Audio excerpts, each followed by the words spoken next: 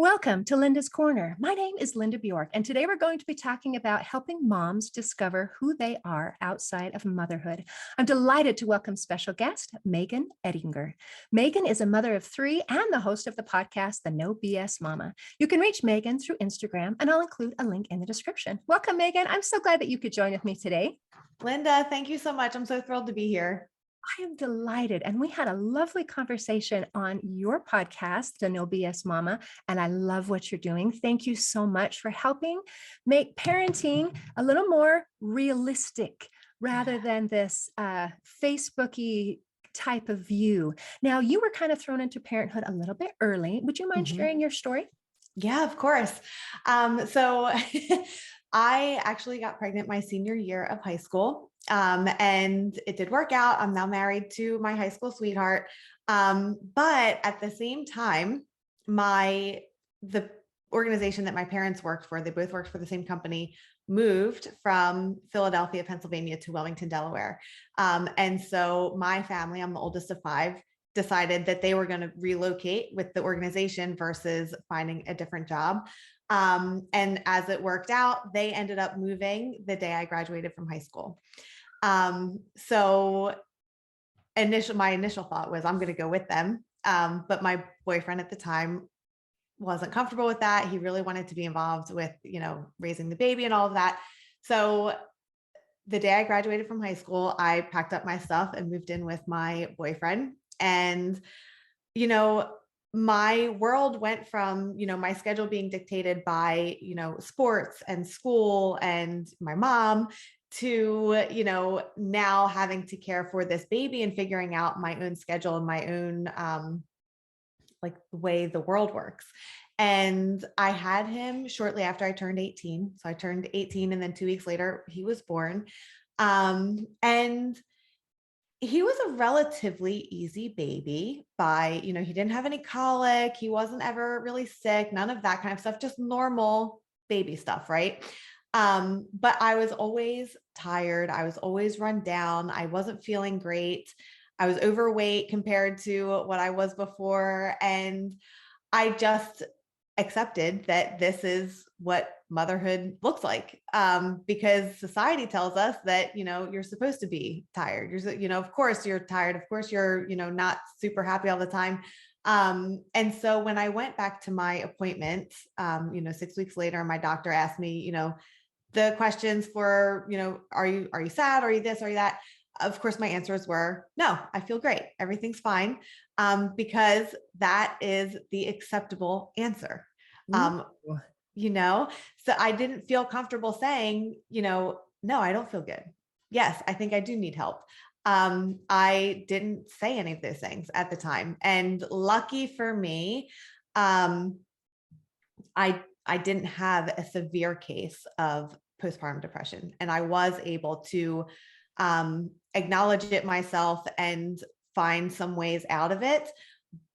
But unlucky for me, I do struggle with anxiety and have always. And I was more recently diagnosed with clinical depression as well. And so while I knew that I've always had anxiety, I didn't always have the vocabulary for it, but I knew that that was a part of me from the time I was little. The depression diagnosis was a surprise, actually. And I had a lot to learn about it. And I had a lot to learn about myself in the process, because I didn't even know what, one of the questions is, have you lost interest in things that make you happy? And it's like, well, I don't know what makes me happy. I don't even know what makes me happy in the first place. How could I have lost interest in it? And so I really had to go on a journey of self-discovery while raising, 3 kids, being married, having a job, dealing with depression, all of that. And so I'm happy to say that I have found things outside of motherhood that do fill my cup and that do bring me joy. And I still do take medicine for depression, but outside of that, everything has really, I've healed a lot, and I'm much more proactive in the conversations that I have. And now my mission is to just share my story so that any other moms who are feeling like this, know that number one, they're not alone. And number two, feel encouraged and supported to go to their doctor and ask for help and be honest when loved ones or doctors or whoever ask them those questions. That's huge. I think that first step, I don't know, there needs to be a first step, and maybe different people have different first step, but I think it's Mhm. being honest. Part of being self-aware is being honest with ourselves and being honest with other people. So when someone asks, I mean, here you are, you're right there. There's some help available. No, I don't need any help. I don't. Yeah. Why do you think we do that? um, I don't really have a great answer for that. I think for me, it was just if I accepted help in that moment, it was acknowledging that like I wasn't a good mom or that I couldn't handle it or that I wasn't strong enough. Like all of those thoughts for me is what fed my desire to pretend that this wasn't happening to me. I love that. Thank you for sharing. And I would agree. I think it's the feeling of almost failure, like I have Mhm. failed in some aspect of my life or I wouldn't be here. And so if I admit to it, I am admitting to my failure. And I let me just fix myself first and then I can talk to people. And I Yes. really think, especially in situations like depression and anxiety, you cannot get out by yourself. We need help. We need the help of someone. And I love that you were brave enough to get some professional help because that is precisely what you needed. But if Mhm. we have listeners who are not ready to take that step, there are other people in our lives that we can at least reach out. We need some friends. We need someone that we can go to. We need to create a support group because it's not something that you can do on your own. Mhm. I had someone on my podcast recently, and she shared this advice, and I've been sharing it ever since because I think it's so great to really not only know yourself, but to know your support network. So if you need help getting your laundry done, there is someone in your support network who is really good at that. And they'd be happy to pick your laundry up off your front porch and deliver it back to you tomorrow, washed, folded, and ready to be put away. You have someone else in your network who is really good at listening and giving advice. You don't want to call that friend to come help you with your laundry, and you don't want to call your laundry friend for listening and advice, right? So knowing who's good at what and when, who to call when is also very helpful. And so that requires you to be aware of yourself and your own needs. What do you need right now? But also to be aware of the strengths of the people that you love and who love you back. That's huge. That is Mhm. absolutely huge. And what you're describing and creating and understanding your support network, that matters so much. In one of my books called You Got This, an action plan to calm fear, anxiety, worry, and stress, I have that in there with a diagram of this is how we do it. And this is how you get the help that we need. Because a lot of times when we're in a situation, our mind goes blank. It's like, okay, Mhm. I'm overwhelmed. My laundry pile is huge and it's a problem. It's in your face. And yet when you think of who can I go for help, it's like, there is no one. There is no Yeah. one on this planet who can help me. I am entirely and completely alone. And then if we can, if when we're in a good moment, if we can write those things down, then we'll have access to it when we're in the bad moment and we actually need Mhm. the assistance. So beautifully done. Thank So you. true. And I love you're talking about one of the things is figuring out who you are. Yeah. You were thrown into so much so young. And I just applaud you for doing as well as you have and being able to pull through. We can do hard things and Mhm. we don't enjoy doing hard things, but we find out we can when we have to. And you had to, and you did. Mhm. So well done. Now, I love that you're sharing with people. We need to figure out who we are. A lot of times when you ask someone, who are you, we respond with our profession or our relationships. And it's, I am a mom, I have these kids, or this is my job. And we don't think of anything beyond those things. So how Mhm. do you help people realize we have an identity beyond those things? Yeah. Well, for a lot of us, we had an identity before we were a mom, right? And that person still exists inside of you. She might need things a little differently, and she might have different interests than, pre-motherhood you, but there's still a piece of you that desires that, it's not necessarily independence, but just something that is just for you, that has no connection to your ability to provide for someone else. And so for me, it's I teach group fitness classes, I do my podcast. Like those are the things that are for me. For other people, it's, they love to cook, they love to dance. It could be very small things like that, or it could be, big things like a dream you had when you were a little girl that you kind of let go of because it wasn't necessarily the responsible thing to do. If that is still within you, you can pursue it still. There's no reason why you can't pursue those things that were once important to you. Isn't that wonderful? Sometimes we have to remind ourselves what is important to me. And I Mhm. remember when you were telling your story, and you're like, okay, what are your interests? Like, I don't know. Do I have interests? Because we get to that point, or many of us do. I know I have, where it's like, my needs are so far removed. It's Yeah. actually easier to just pretend that I don't have any. In fact, Mhm. I forget what my interests and desires are or what matters to me.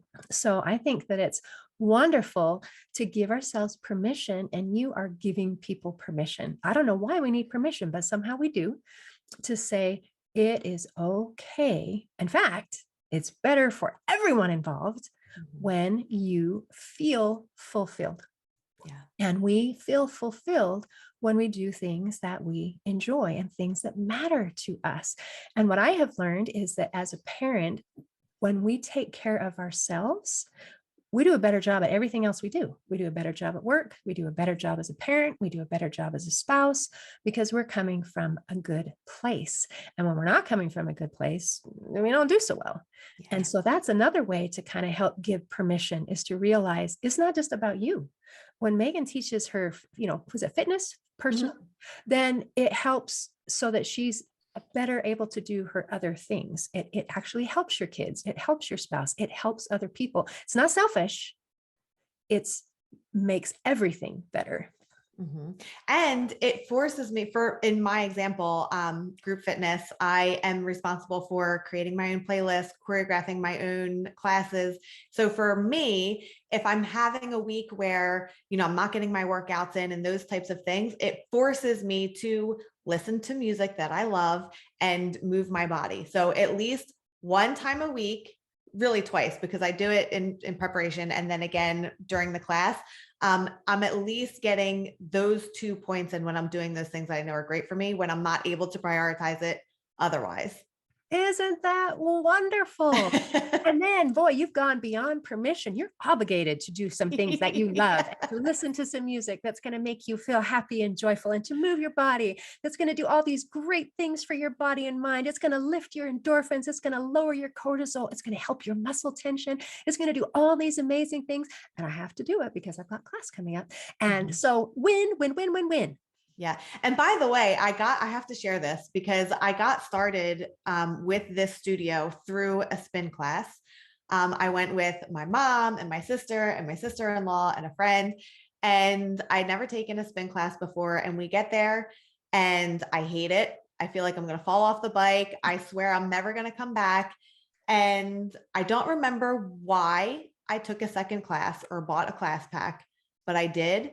And a couple months later, the owner was looking for instructors, and I had been coming for a while. And so she was like, if you can get this many more classes under your belt, you can qualify for instructor training. And so I went from, I hate this and I'm going to fall off this bike, to teaching classes within a year.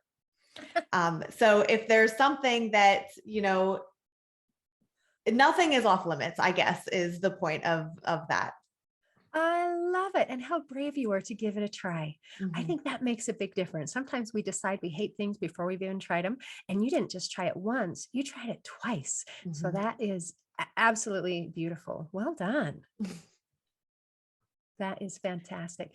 Let's see. Let's talk about relationships a little bit. So you got married very young, and Mhm. how was it? Just happily ever after, just like you expected it? I mean, isn't that what we all expect when we're in high school and in love?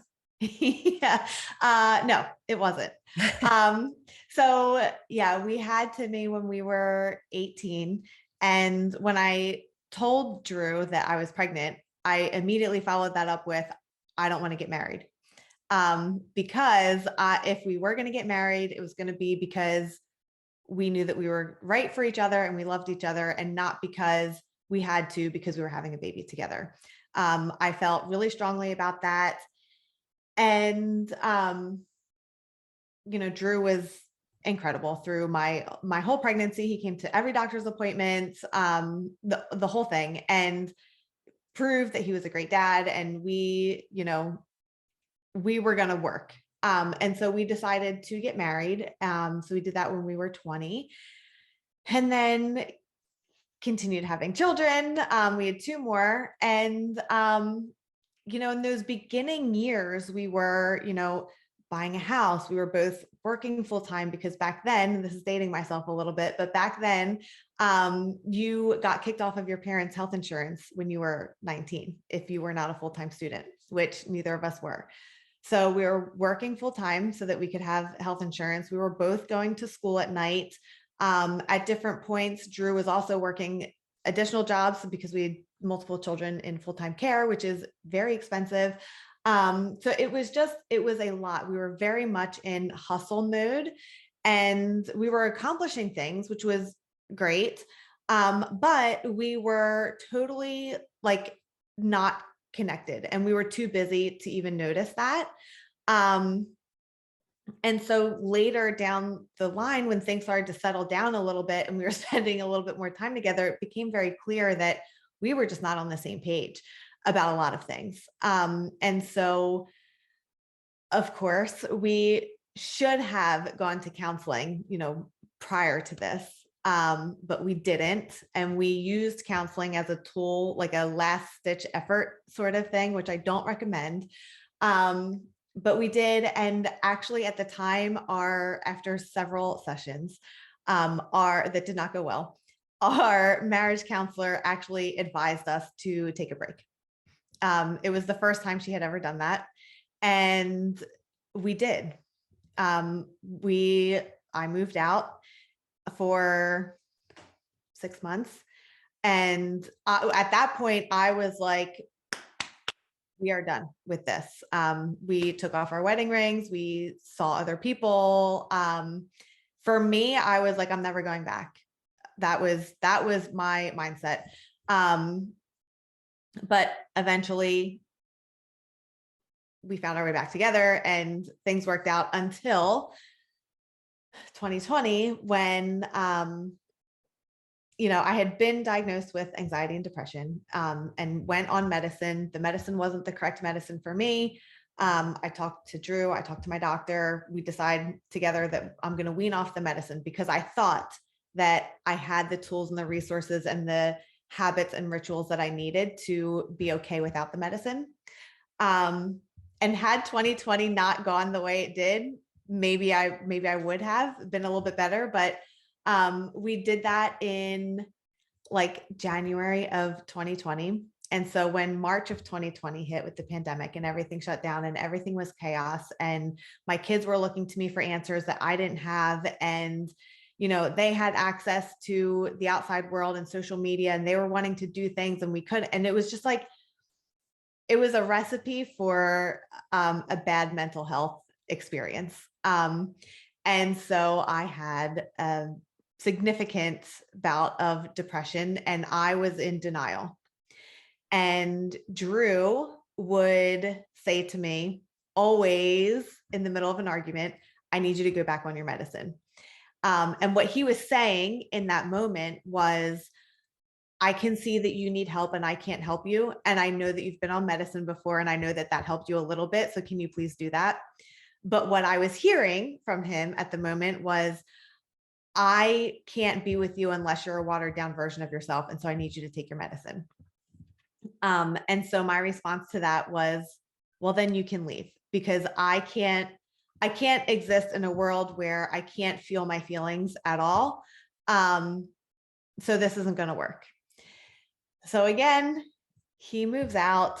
And initially I was like, felt like I could breathe because I blamed all of my problems on our relationship and I blamed those problems on him.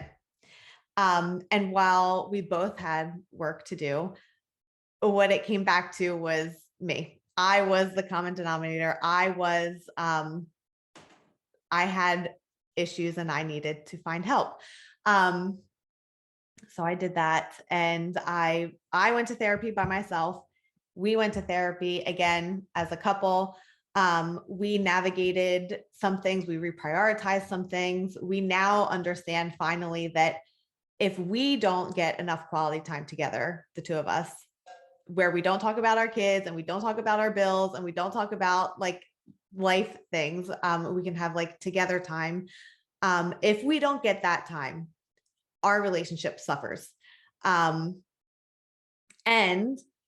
now when I'm experiencing anxiety or depression or those feelings start to come up for me, I'm very proactive in saying, hey, this is how I'm feeling today. Can you help me by XYZ?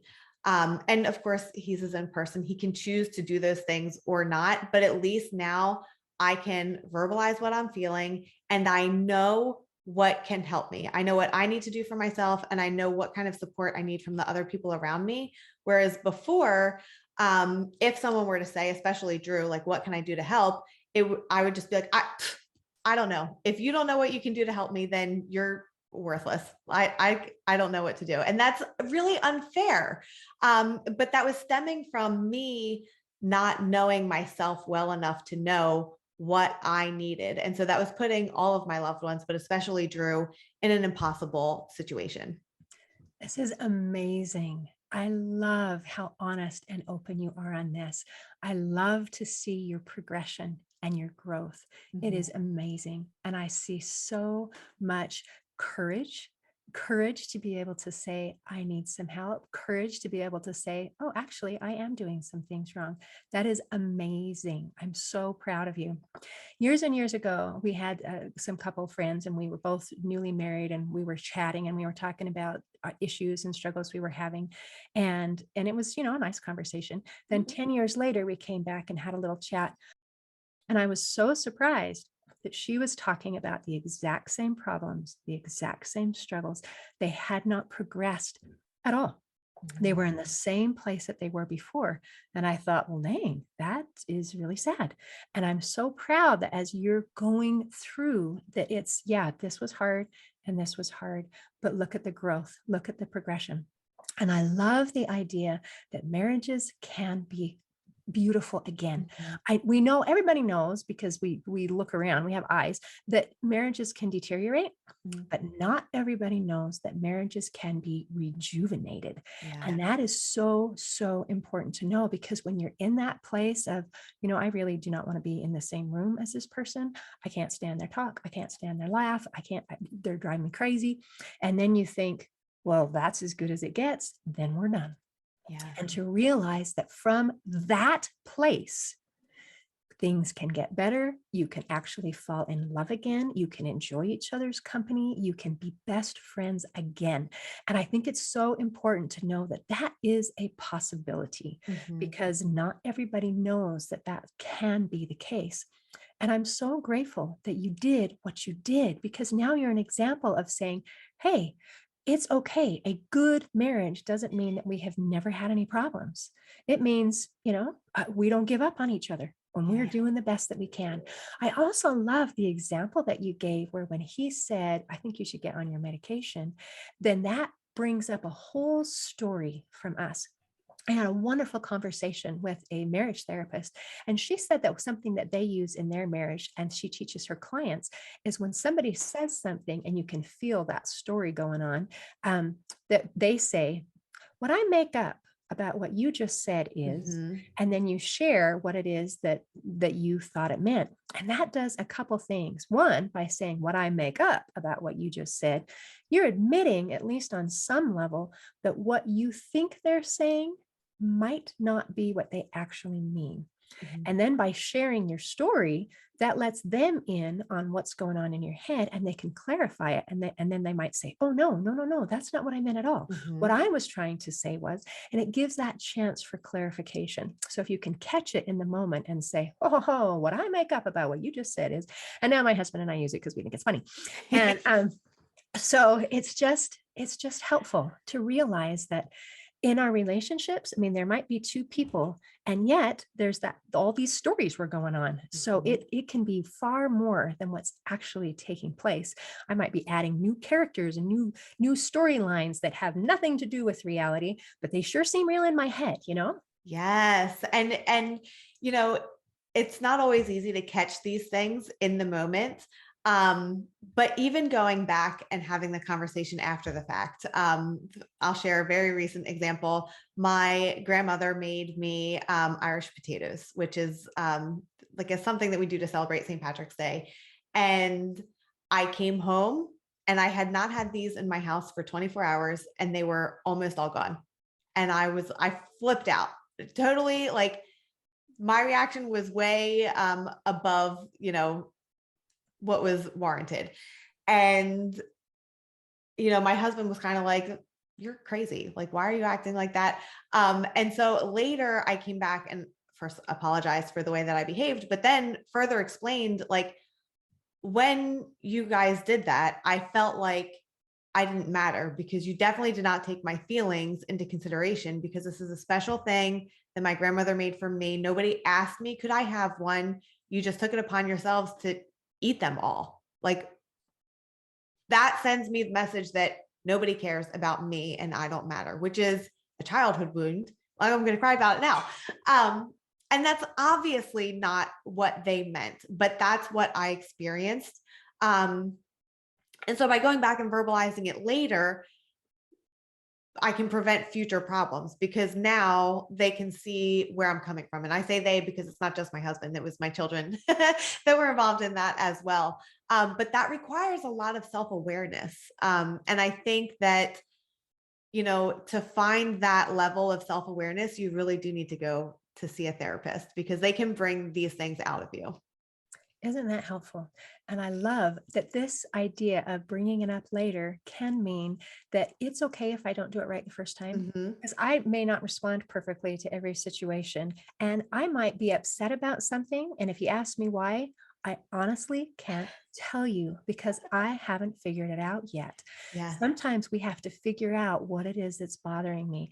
And I love when you present this kind of thing that it wasn't done in an accusatory, you don't treat me with any respect, you Yeah. don't love me. It was from, this is how I feel. This is how I feel. This is how this made me feel. Because then it's not accusatory. You're Right. explaining from your point of view how that made you feel. And you have every right to your feelings. I mean, Hmm. there's no excuse. You're allowed to feel all of your feelings, and nobody needs to tell you, well, you shouldn't feel that way, because that is so not helpful. But to be able to say, this is how that made me feel, and then it gives the other person some power to either say, oh, I will respect your feelings, or they could be a jerk and do not that, and Yeah. depending on where they're at. But usually if we present things in a positive way, we really want to help each other. We want to do good by each other. So that's very, very helpful. So Yeah. thank you. You have been amazing. Is there anything you want to make sure we cover before we close today? No, I just always want to make sure that it's loud and clear that help is available and to seek help.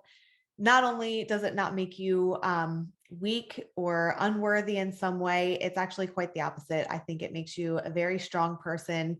And when you have the help that you need, you're able to be there for the people that love you, and that you love back in such a bigger and better way. And life can just be so much brighter. It doesn't have to be the way that it is right now. I agree 100%. Thank you, Megan. In closing, I'd like to share a quote by Thales. He said, the most difficult thing in life is to know yourself. Today, I invite you to discover who you are and get to know yourself. See you next time on Linda's Corner. Thanks for listening. If you enjoyed this episode of Linda's Corner, please share and subscribe to help us reach new listeners. I also invite you to check out my nonprofit, Hope for Healing, at the website hopeforhealingfoundation.org for free ebooks, free audiobooks, and other free resources to help increase happiness, build confidence and self-esteem, strengthen relationships, manage stress, and calm feelings of depression and anxiety. I also invite you to grab a copy of one of my books, like Crushed, A Journey Through Depression, or Amazon bestseller, You Got This, an action plan to calm fear, anxiety, worry, and stress. See you next time on Linda's Corner.